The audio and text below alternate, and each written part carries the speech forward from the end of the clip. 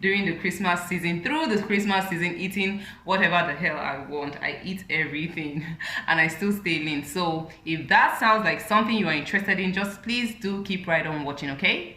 All right. When it comes to indulging during the Christmas season, I'm with you, man. I want to enjoy myself. I want to have a fun, delicious time. But we all know it can get crazy. So this is what you do if you want to enjoy Christmas and still have fun. It's what I do. Number one, take brunch instead of breakfast. So the word brunch means breakfast and lunch, right? So what I do is, instead of taking breakfast and then taking lunch separately, I kind of push back my breakfast hours. I will definitely still take what my family took for breakfast, a little of it, but I move those hours forward. Instead of eating breakfast by like 9, 10, I move it. I make sure I don't take anything and move it to like 1-ish and take brunch instead. So I take some portion of what I was supposed to eat at breakfast, just a portion of it, not the whole meal, and take a portion of what I would eat during lunch, mesh it together, and you have your brunch. Those few hours you wait before eating is going to give your body a chance, because your body needs fuel. You've not eaten, but it needs fuel, so it's going to burn the fat stores you already have in your body, create a kind of deficit, so that when you eat, some deficit has been created, right? You get it? So when you eat, your body has already burned some fat and you have at least achieved something. Some work has been done by burning some of the extra fat you have, right? Another reason why it's good to take brunch instead of breakfast, a separate breakfast and a separate lunch, is since you are eating them at one time, your portion size of each is going to be reduced, because we know that everything we take, like your total daily calories, really matters. So that is what we are trying to reduce as much as possible. If you had a full breakfast, you'd have eaten so much more. If you had a full lunch, you'd have eaten so much more. But when you merge it together as brunch at a particular time, boom, you have your fully satisfying brunch. You've not deprived yourself of anything, but you've been able to kind of control your portion size. So number two, another thing I do is I find ways to cut the calories while cooking. What do I mean by that? Okay, I'll explain. Let's take meat for an example. Meat is a good example because we take a lot of meat during Christmas, unless you're vegan. Unless you're vegan, right? But generally we take a lot of meat, people that are not vegan, during Christmas. Instead of frying your meat, you could air fry it. I don't know if you've heard of an air fryer. It's awesome. With an air fryer, you can totally fry your fish or your meat with zero oil, like zero. Don't be tempted to put any. If you have an air fryer or you want to get one, or you're going to get one because of this video, don't be tempted to put even a drop of oil. Is absolutely not necessary. I'm telling you, all you need to do is you marinate your meat, put all the spices you normally would have there, maybe cook it a little, but you don't have to. You can totally just marinate it, put it in the air fryer. I am telling you, it comes out absolutely the same. I've tested this with so many people. I've given them fried meat with oil and, you know, even fish, and the equivalent that I fried in my air fryer, and they did not know the difference. You can also bake, you can grill. Do you know how many calories you have cut out just by doing that? Like a lot. And you can use this air fryer for anything you want to fry. I'm telling you, I noticed that with animal protein, fish meat and all of that, they already have their own oil, so you really don't need to put any extra oil. But for things like plantains, you may need to coat it a little with a healthy oil.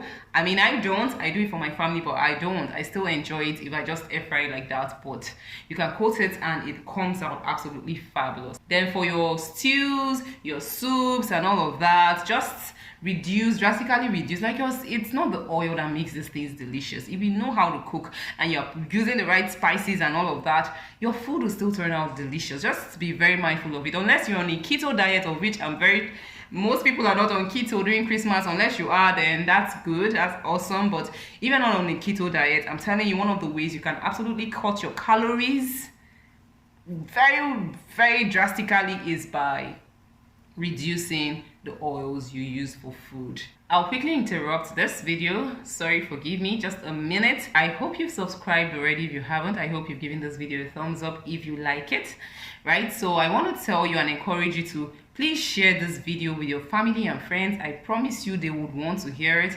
They will want to watch the video too. You see that button right there? There's a share button below this right here. Yes, just click that button and share this video to your family and friends, and they will thank you. They will love you forever. I know they love you already, but they will really love you forever. Number 3, plan ahead. It's the Christmas season, right? So there are a lot of plans with family and friends. So this is what I do. Any day I'm to go out, maybe to visit, or it's a party, or it's an occasion, a wedding or whatever, and I know I want to eat, what I do is I eat as little as possible in my house before going out, so that when I go out, I know that my calorie bank, honestly, that's how I view this, is like a bank.